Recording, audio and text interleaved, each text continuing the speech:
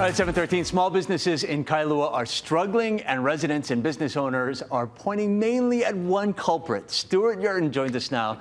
And Stewart, this great article, and you started with the closing of a taqueria, and you talked to the public and got their sentiment. What are they saying about this? So they're saying they're concerned about small businesses in Kailua closing. You know, the issue is we have small businesses like the taqueria. It closes down, the community loses something, and they're wondering what's going on here. Yeah. And they're pointing to the landlord, Alexander Baldwin. Okay. Well, we called the taqueria, and they said, well, it's a lot more complicated than that. Yeah. Yes, the lease is one factor, but many other things have gone into it. Costs of goods have increased, costs of labor have increased, everything's going up. And it's just harder to do business. Yeah, to your point, supply costs. You're talking about importing peppers from Mexico. Yeah, he was talking about importing things from Mexico, which they do. Even that's more expensive. Yeah, obviously, this is part of a bigger picture. And you spoke to A&B themselves. What did they have to say about that? They said, look, we really want to support businesses here. We want to support our current tenants. When we have lease renewals, we will actually try to tailor the lease to fit their business to make sure they succeed. Yeah, strong accusations, though. Yes. So what about the other businesses themselves? What have they felt? Other businesses said, look, it's very hard. It's very hard to negotiate. They're the dominant landlord. We don't have a lot of other choices in Kailua, and it's just very hard. Yeah.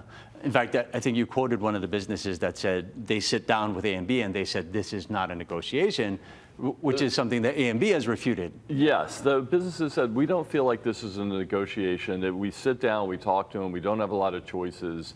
The rents increase when there's a renewal. Alexander and Baldwin said that's not necessarily the case. The company also pointed out that they have a number of new businesses coming in there. They've recently had all sorts of things coming in. So it's an ebb and flow. It's not necessarily going in one direction. But look, the bottom line is it's very hard to run a restaurant. Profit margins have gone down a lot. They were always narrowed. Now they're even smaller.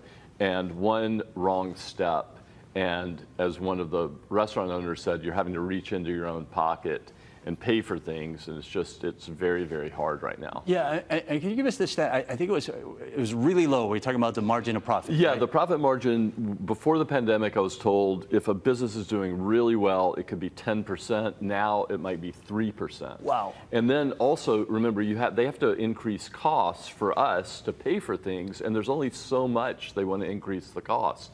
They say if we keep doing this, people just won't pay. Yeah. And we see it.